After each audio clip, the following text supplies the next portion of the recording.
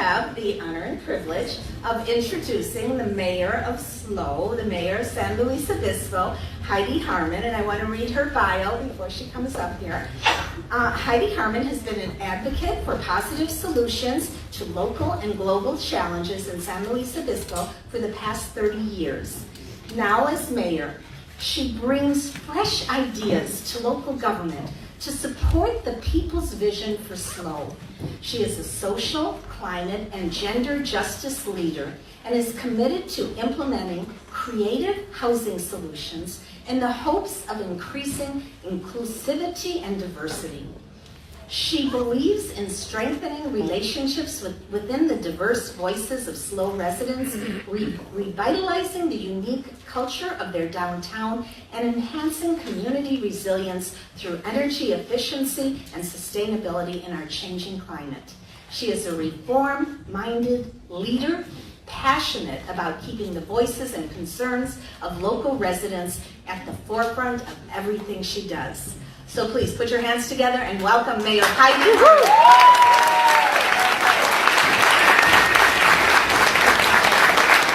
Thank you so much, Gail. Good morning, my brothers and sisters in the Progressive family. This is so exciting.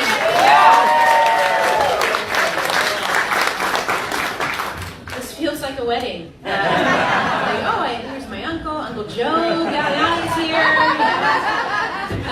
This is great. I just want to start with so much gratitude for all of you for being here, showing up, coming from places near and far to join together in the Central Coast here.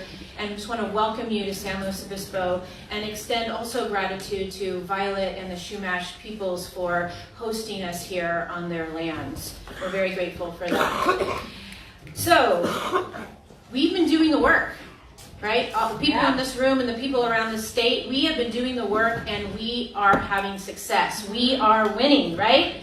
We are seeing what is possible when we get progressives into office, right? And what is possible when we turn protests into policies, right? Because we are actually doing it. We are creating the future that we deserve. And there's a lot of examples around that, around the state. I just wanted to highlight a few. Kevin DeLeon leading the state to 100% carbon-free energy by 2045. Yeah. Right? State Senator Hannah Jackson authoring several bills to block expansion of offshore oil drilling. Yes. Yeah? Really important.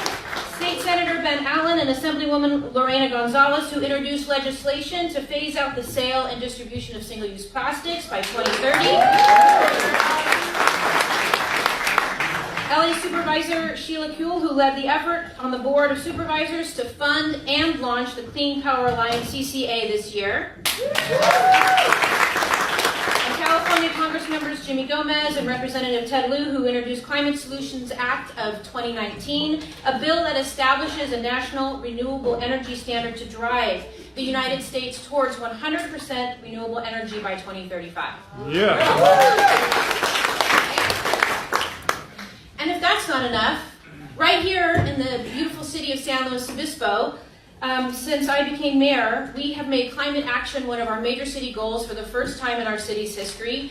Joined a CCA program amongst many other climate initiatives, and working to increase more affordability here in our community, another California statewide level challenge that we're facing. And in some ways, as important, of course, is working to become a more inclusive and equitable community. So we have a welcoming city here, which is a sanctuary city status, where we do not pursue anyone on the basis of their documentation status here in the city of San Luis.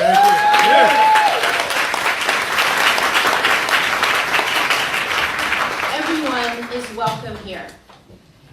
And one of the things I'm the most proud of, that makes me the most emotional, actually, and I cry almost every time, is that we, since I've been mayor, we never, ever have celebrated a Columbus Day, and now are only celebrating Indigenous Peoples Day. This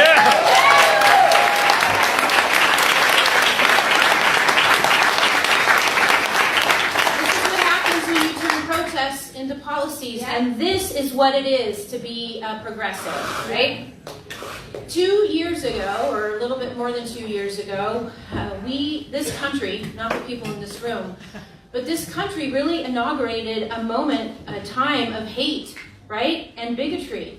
But the people in this room and the people across this country have together and instead inaugurated a loving commitment to making our cities and our state and our world a better place. We've inaugurated a resistance and a persistence.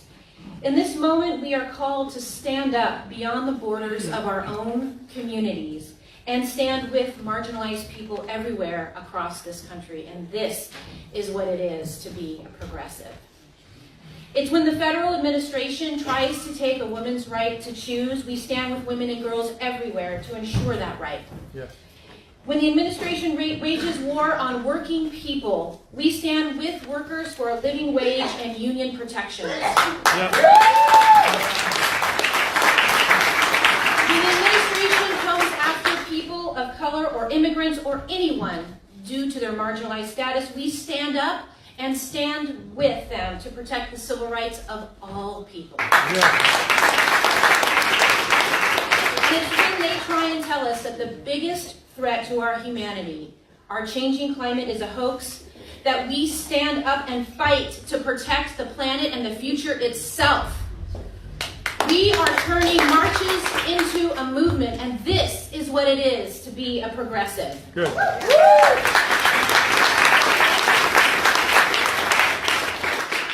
Let's get serious. Our changing climate is moving in a direction with a diminishing possibility for a living future.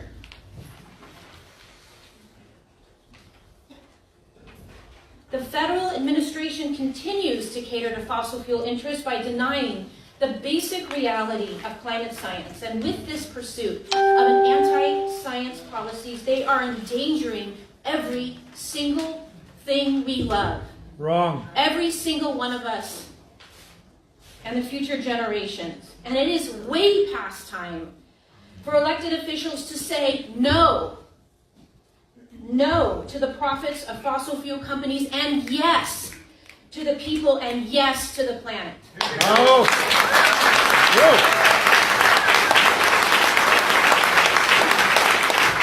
We are here to inaugurate a unified vision of government that is based on the principles of equity, justice, and civil rights for all.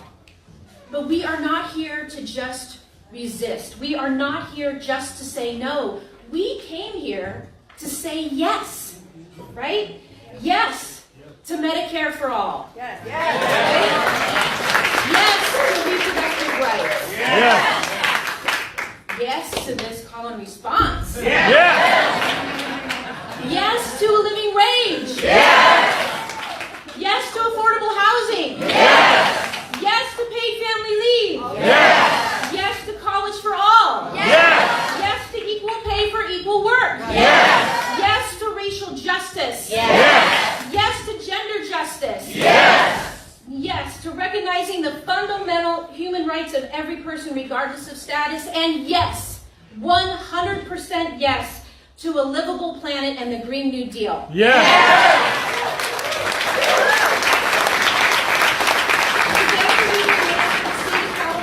The world a more just, equitable, and sustainable and loving place for everyone. And there is no more time to wait or be silent. It is time to stand together like our lives depend on it, because they do. We are here today to demand that the focus of our country shifts away from militarism, racism, and misogyny, and wealth inequality, and instead move our focus towards supporting the working people who have built this country and have built this world. Right? Yes. It's time for a multiracial, multi-ethnic, multi-gender, multi-generational, and multi-denominational movement. A movement of movements. We are turning marches into movements and protests into policies, and this is what it is to be a progressive. Progressives have the vision and the strategy and the political will to create a more democratic society that puts the long-term sustainability over the short-term the long-term sustainability of everyone over the short-term economic gains of a very, very few. And while this movement bridges progress and pragmatism, it demands that we dig deeper into our own values, into everything that we do. The revolution starts here in this room, right? And it also starts here in our own hearts. The revolution starts from within. And it starts with a love of justice, love of fairness, love for our fellow human beings, and love for equality for all. Love is the greatest act of resistance. Love inspires us to build a bridge between conviction and compassion, between criticism and kindness, a bridge rooted in truth and reason. Love leads us always to support people over profits and calls us to courage. It is your courage that will lead the way to the revolution, and it's your courage that will lead the way to the evolution. It is time for a revolution led with love and a courage to stand together to make this country and this state and this world united around a vision of equality and freedom. And that's why we're here together this weekend. We're here together this weekend not just to look at the problems, but to be an integral part of the solutions. And as we turn protests into policies, we double down. We're doubling down on being more in love with the solutions than we are with the fight. And that is what it is to be a progressive. Thank you.